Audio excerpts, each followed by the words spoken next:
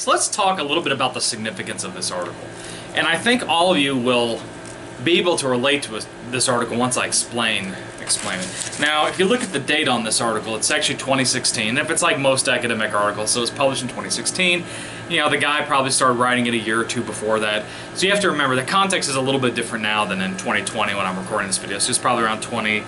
Actually, he says exactly what the year is in the article. Yeah, so the story actually kind of starts in 2011. So a lot has changed in the past decade. So he starts writing in about 2011, or starts the research in 2011, probably starts writing it 2013, 2014, and then a couple of years later it actually gets published. But let's talk about why this is an interesting article. And I realize most of you are probably not professional rock climbers that are watching this. But I want you to think about this. This is a fantastic example. He doesn't really use this term in the article. This is a great example of prosaic entrepreneurship. Looking at ways to monetize your hobbies and your professional interests. And it's almost like a prophecy in this article, because go on YouTube and you'll find lots and lots of professionals that probably don't make a lot of money in their normal activity, but what they do is they have YouTube channels that are their money makers. So let's give a couple of examples. Think of all those chiropractors that have YouTube channels. Now they probably do okay as a chiropractor, right? But you know, when they have, like, they call them crack addict videos, as in like your back cracking. You know, when you get 1 million hits on a video of you cracking someone's back, suddenly this collection of videos not only promotes your chiropractic practice, but the videos themselves become their own source of income. And so the entrepreneurs who are chiropractics in these videos have to be able to balance their role as someone that is a healer, a chiropractor, with their role as a social media personality. And they do kind of feed off each other and they help each other. So this is a very special kind of prosaic entrepreneurship that they talk about as multi-layered labor. Now this is different than multitasking. Multitasking means you do multiple things at once. Let me give an example of multitasking. So for my job as a professor, you know, I teach students, I do research, I do administrative stuff, and then I do some side consulting that in a loose way sort of has something to do with my academic stuff, but not really all that much. It's pretty much separate. And so this is an example of multitasking. Teaching, research, administration, consulting, and you know, things like that. Okay? They're not related. But multi-layered labor, and this is, I'll give an example from the article about rock climbing. Think about this in multi-layered labor. Multi-layered labor. You've got someone that's a professional rock climber or a chiropractic, if you're thinking about YouTube channels, and they use social media to monetize activities that don't necessarily earn them the income. I mean, who's going to pay you just to climb rocks? I mean, it's, you know, this is not like football or baseball or soccer or whatever, where, you know, there's you know, professional organization exactly. So you have to make it a professional organization through self-promotion on social media, YouTube, doing speaking engagements, etc. But it's all revolving around rock climbing with just different little extensions or arms that go with it. Okay, so that's why we look at multi-layered labor. Okay, another example that I see on YouTube, there's a lot of people that like to watch people getting their hair cut, like these ASMR videos and massage videos. Well, I can guarantee, if you cut someone's hair, I mean, let's say it's a super expensive haircut. I don't know. I'm going to exaggerate the cost of that haircut. Let's say it costs them $500 for that haircut. Great, you've earned your $500, but you know, when you're getting 1 million hits on a video of you cutting someone's hair, suddenly you're getting an extra source of income. Again, this is the multi-layered labor in action. Now this article focuses a lot on social media and stuff like that, but it doesn't have to necessarily be just social media, right? Those of you that have read Sarasvathi's effectuation article on Curry in a Hurry, and I've got a video on my channel, Causation, Effectuation, Articulation, if you'd like to see more.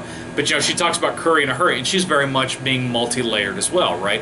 Because she starts off, you know, she's making Indian food, and then it winds up being like speaking engagements, and then Curry travels, making, you know, Indian products, curry favors, you know, things like that. So this is what they mean by multi-layered labor, and this is the significance in this article.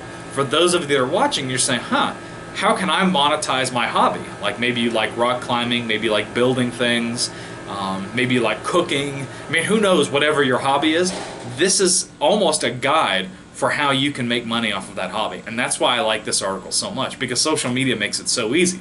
Unless you're Dr. D University and your YouTube channel is not monetized. So make sure you hit that subscribe button, give me as many comments as you can, and give me as many thumbs ups as you can so I can eventually get to a monetization. Now, if my YouTube channel were monetized, then I would be an example of multi-layered labor, because I'm teaching and then I'm also having the YouTube channel, and those are activities that are very much related because I'm using these videos to help you, my students, and also my international audience better relate to different concepts. So that's kind of the significance of this article.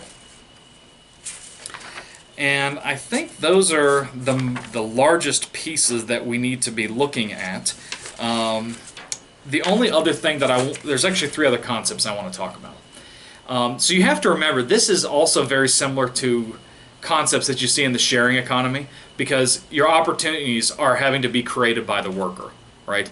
So if if you're cooking and you want to make a YouTube channel off of it, for example, you need to make those opportunities. Just like if you want to have an opportunity as an Uber driver, that's an opportunity that you have to make by committing the time to it. That's kind of the reasoning that they're giving here. And I know some of you are thinking, well, that's not really effectuation, it's not really opportunity creation, it's actually opportunity discovery.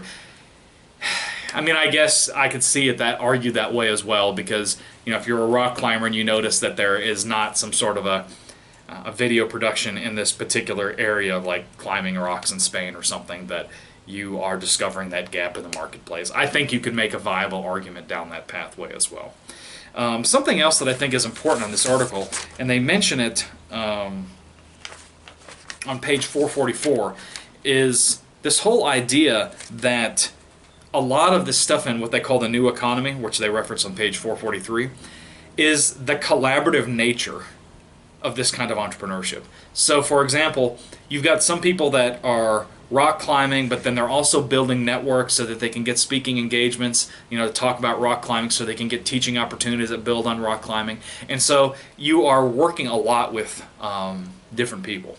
One example that you see on YouTube a lot, you notice people that have really big channels, a lot of times they'll do videos together with another YouTube creator, and those videos get more hits combined than they would if just one person did a video. So you wind up tapping both audiences. That's an example of kind of a collaborative nature, right?